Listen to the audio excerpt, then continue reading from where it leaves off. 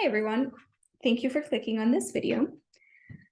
I would like to tell you about an Intro to Topology course that I taught at Brandeis University in the fall of 2015. Brandeis is a private research university in Massachusetts in the US. It's a relatively small school. It has about 6,000 students in total. Slightly more than half of them are undergraduates. It runs on the semester system. The class in particular was an upper level undergraduate course. So it has the standard prerequisites of every upper level undergraduate course in the program there, including multivariable calculus and linear algebra, as well as the introduction to proofs course. The intro to proofs course is sort of relatively standard topics in discrete mathematics used as a tool to learn the basics of mathematical proof writing, including things like mathematical induction, proof by contrapositive, that sort of thing. We met 3 hours, 3 times a week for 1 hour at a time. The course itself is offered once every 2 years. While it's not a required course for the mathematics major, there aren't a ton of electives offered at any given point of time. So if you're a student who's looking for an upper level math elective, chances are you end up taking this course without necessarily knowing so much about what topology is or what it's useful for. So consequently, many students end up in this class without necessarily having made a conscious choice to learn more about topology, but rather just that they need an elective to fill some requirement. In this particular instance, in the fall of 2015, there were 10 students in the class. Curiously, all of them filled in the course evaluation, so you can see precisely what they said about themselves. In particular, they were primarily juniors and seniors in the 3rd or 4th year of university study. There was one student who was, in fact, not a master's student, but rather the Brandeis Math Department has a post-baccalaureate program, which is sort of a bridge program between undergraduate and graduate studies in mathematics. It's especially targeted to students who perhaps want to go on into graduate study in mathematics, but in the undergraduate level, for whatever reason, didn't perhaps have as much of a breadth in their mathematical education as might be useful to continue on at the graduate level. Most of the students were in the sciences. This included math majors, but also a fair number of math and physics double majors. There were 3 students who were majoring in economics. As I understand it, nowadays in the relatively selective economics PhD programs, some sort of intro to topology and especially intro to analysis is really required. And I understand that is why they were in this class. There was also one student who was a philosophy major who was in this class out of interest. But then, of course, many of the students were in this class because it fulfilled a requirement. I did enjoy the opportunity while preparing for this talk to look up what my students have been up to since this course. Unfortunately, I only was able to find out information about 8 of the 10 of them. Those 8 have continued on to PhD programs in a variety of topics. The course was 7 years ago, so they're just about ready to finish in most cases. Of course, there's happily, from my perspective, there's a couple of students who actually went on into topology, which was excellent. Physics majors who went on into physics, at least one economics major went on into the economics PhD program, computer science major, and then one student went on into a PhD in math education and another in philosophy. So while many of these students went on into graduate programs, there's a fair amount of variety in the direction that they went off into. I had a few goals when I was preparing for this course. Personally, when I had taken points at topology as an undergraduate, compared to when I went on to take the next course in topology, I was really surprised at how different the topics were. And it seemed to me that in the first course in topology, it was entirely based on point set topology, which was fine, but it had not prepared me for the variety of places in which topology can crop up. And consequently, when I began in the PhD program, I didn't think that I wanted to do topology at all. I wanted to do analysis, actually. And it was only when I learned about geometric topology that I realized that, wait, this is actually something that I would like to do even more of. And so in terms of content, I wanted to make sure that students were aware of topology as being something beyond the core topics of point set topology that the first course often tends to focus on. I wanted to give them a sense of what the current topics and areas of research are like. And then, of course, I wanted them to know the core topics of point set topology that they'll need for their subsequent courses. What was really helpful here is that while Brandeis did have the next course, meaning the course in which you would learn about the fundamental group covering spaces, etc., most of the people taking that were first-year PhD students. And then in general, this would be the final course in topology that an undergraduate student would take. And so consequently, I had a lot of freedom in terms of the specific topics that I would want that I ended up teaching. One of the students in my course did end up taking the first-year PhD topology course, which in fact I did end up teaching as well. But for the vast majority of them, this was the last bit of topology that they saw at Brandeis. I also had some goals regarding the structure of the course. It's an upper level undergraduate course, so I wanted to make sure that it involved a fair amount of independent work. I didn't want to be just up at the board lecturing all day long and students are just taking a bunch of notes and following along. I wanted them to have ownership of the class. I wanted to figure out what it is that they wanted to get out of the class, and I wanted to figure out a way to make that happen. And then I also wanted to make sure that while, yes, there were problem sets, and more on that in a second, but I also wanted there to be other types of work that students were doing. And that could include going to the department colloquium, or that could include, and in fact did include, writing a final paper. And it involved a fair amount of different aspects of activities that are important in mathematics, but are maybe not so commonly utilized in an undergraduate classroom. And then finally, I had a goal for myself. This was the second time that I had taught an upper level undergraduate course. I taught it in my second year as a postdoc. In the previous semester, I had taught another course at this level.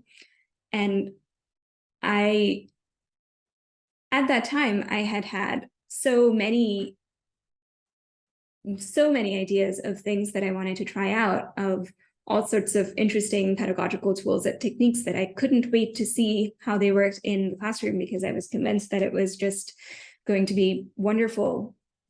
And while my students in that course were they were great sports and kind and forgiving, frankly, it was just too much. And so in this course, I wanted to make sure that I didn't just take the kitchen sink approach and try every single cool thing that I could think of, but rather focus on a handful of useful techniques that would be tailored to this class, rather than just try everything that floated my pedagogical boat, so to speak. So I wanted to make sure to practice some moderation as I was preparing for this class. In terms of the specific content of the class, more on this in talk 2. As I said, I wanted to make sure to talk about the variety of places in which topology crops up. At the same time, I wanted to make sure not to shortchange the really core topics of point set topology. And so I figured out, here are all of the days of class in that semester, including all the various holidays marked out. And I realized that in order to cover the core topics of point set topology, I really only needed roughly half of the semester.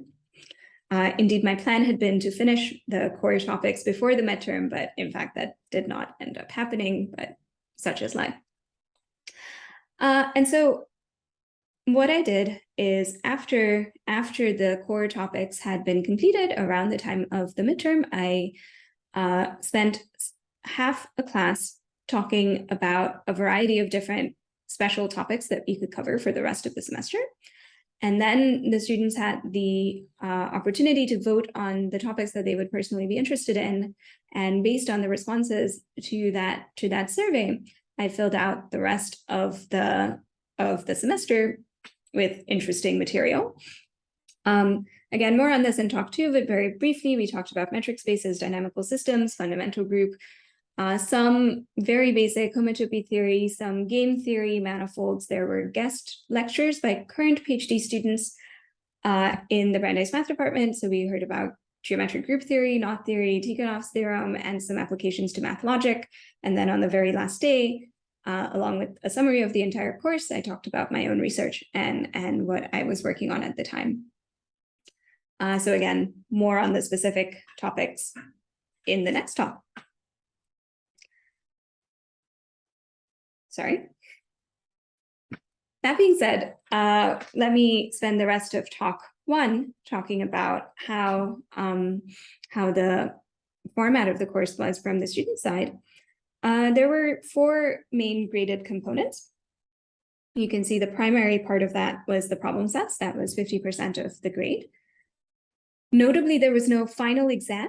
The final exam was replaced by a final paper. This made sense to me because the core topics were already covered by the midterm if I had gone according to the schedule. And so the midterm was really meant to be, have you learned the core topics that you will need for the rest of, for any subsequent topology that you want to take.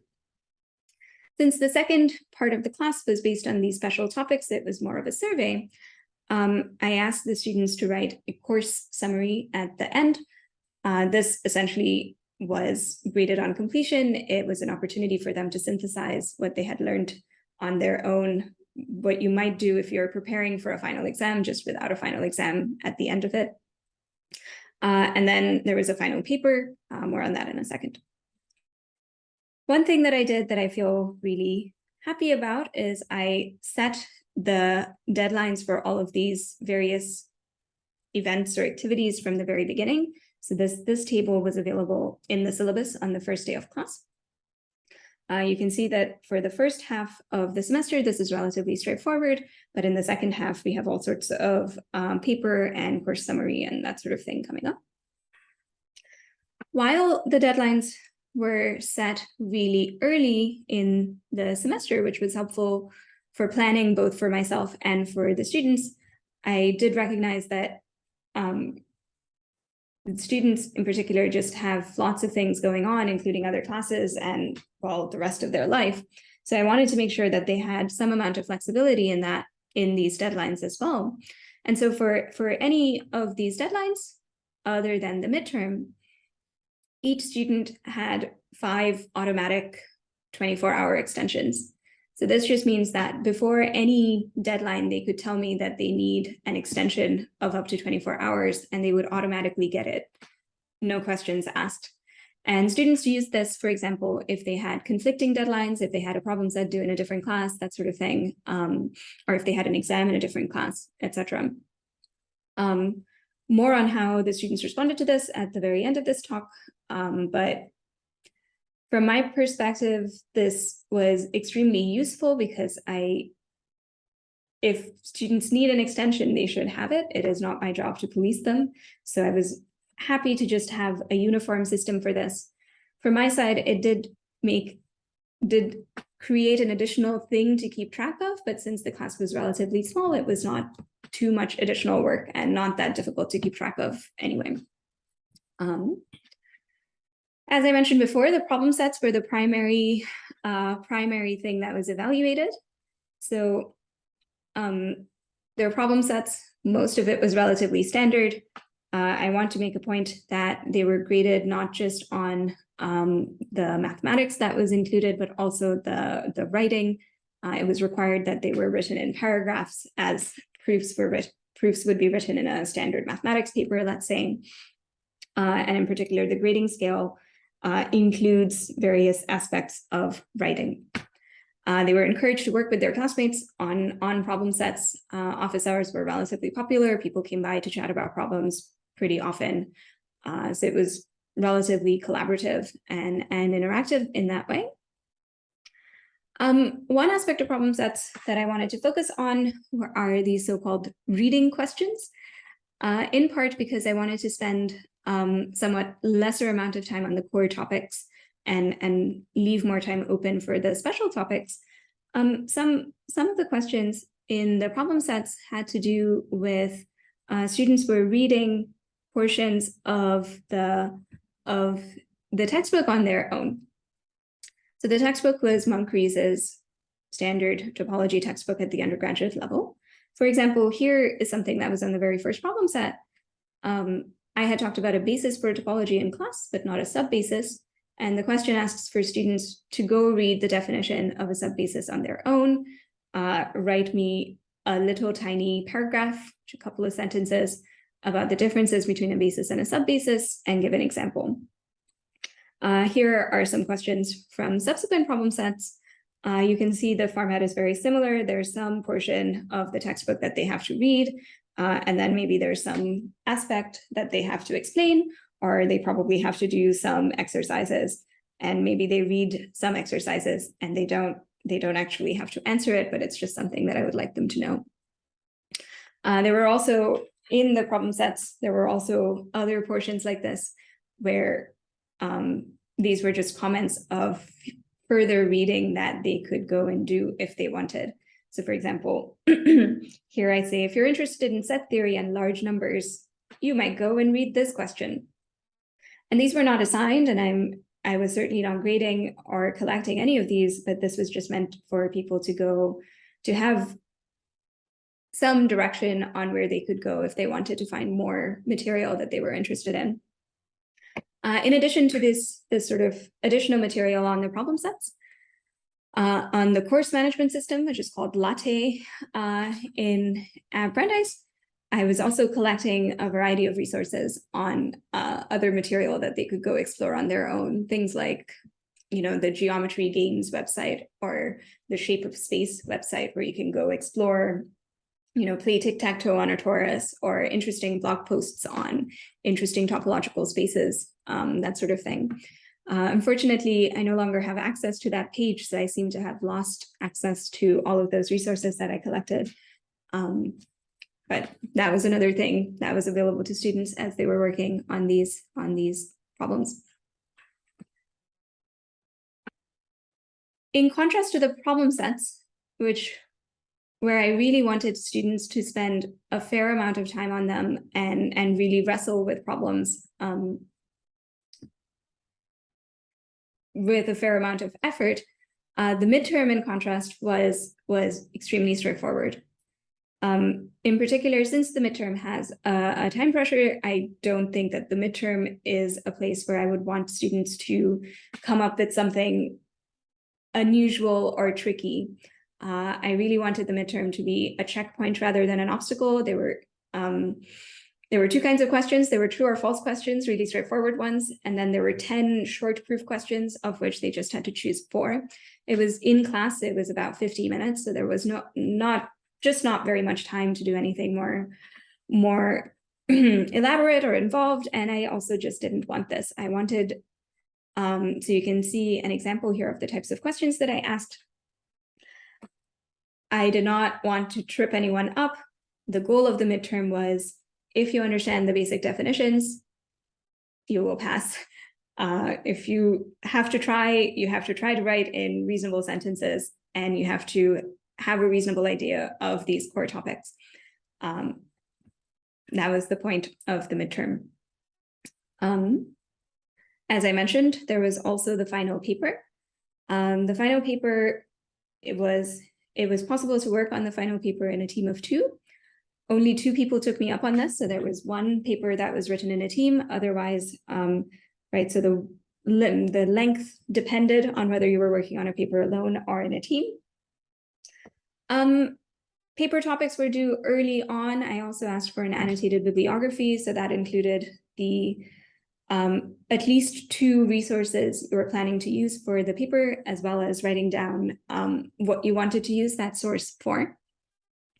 So you saw the deadlines for these earlier on in the course schedule. And then the paper itself was graded not just on content, but also on exposition. So it was important to me, not just that you learn some mathematics, but also learn how to talk about mathematics, how to communicate mathematics more broadly. And then there was a variety of topics that came up in the paper. There was one person who worked on the shapes of RNA. That was really cool.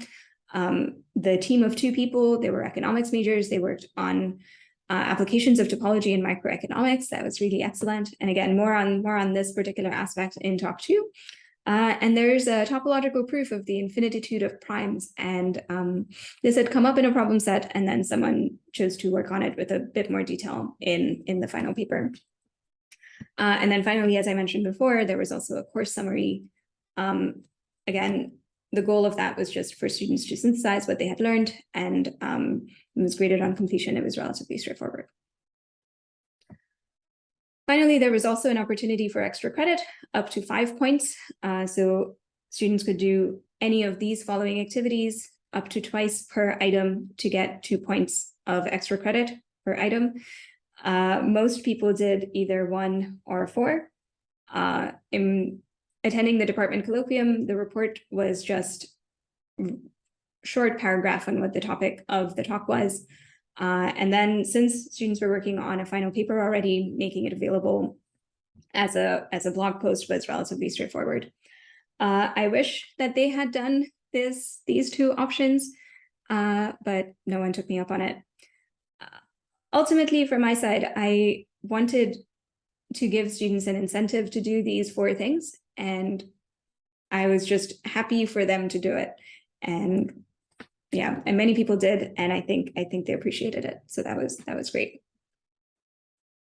Finally, so far, we've been talking about how the students were assessed and their progress, but there were also various ways in which I wanted to assess, well, both myself and also the progress of the course. So I did this in 3 different ways.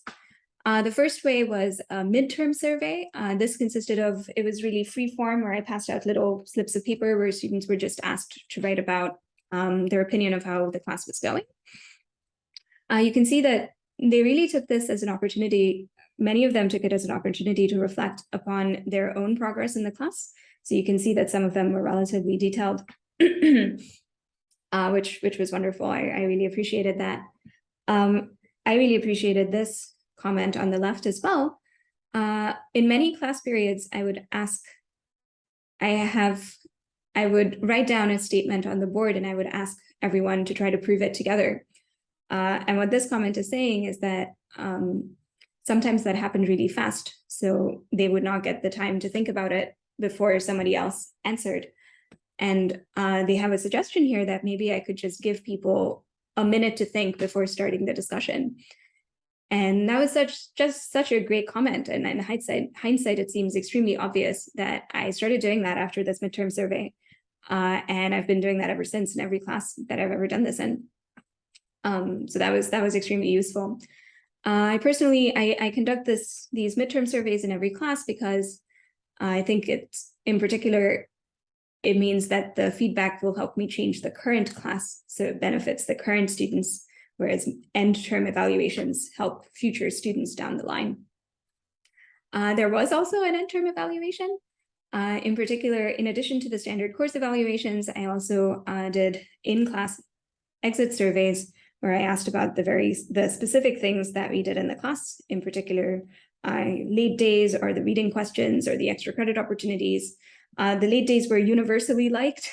I think the problem sets were appreciated, that it was difficult, but still doable. And in contrast, the midterm was not that difficult, but still doable in a small amount of time. I also asked about some alternatives, and if I were to teach this class again, I would definitely take all of these things into account. The final course evaluations were relatively positive. This is based on the numerical bits of the course evaluations. As I mentioned, every person that was in the class filled out the evaluation, which was great. And then also in the long form comments, they were relatively positive. I think people really appreciated that the midterm was doable, but the problem sets were challenging, still doable. There were lots of examples. There was a variety of places in which topology came up, and that was great. And even the course summary, I think people found it useful of the experience of synthesizing the course material without necessarily having to sit through a final exam. If I had to do this course again, there's several things that I would like to change. Primarily, I did not have grading help in this class. I was teaching 2 classes at the time, and consequently, I only graded a few of the problems that were turned in. This was part of not going overboard. I did not think that I could grade all the problems without sacrificing quality of grading. But if I could do it again, I would really like to grade every problem. The special topics I think went really well, but I covered a lot of different topics, but didn't go into very much depth in each of them. And that is something that I'm conflicted on, whether I would change this or not. More on this on talk 2. The papers themselves, I would have liked to have asked for a draft or conducted some sort of peer review process within the class itself. Ultimately, I didn't have time to do this, and I don't think that I could have done it reasonably, so I didn't. But in the future, if I were doing it again, where things are a bit more settled, I think that would really add something. And finally, we had a discussion forum for this class, but none of the students used it. I think students knew each other, and so they were talking to each other in person, but I was really disappointed with how the discussion forum wasn't used at all. And so in the future, I would like to understand how to make a discussion forum actually work. Right, okay, thank you for watching. For more on the selection of special topics, the guest lectures, etc., please watch talk 2. Otherwise, thank you for listening.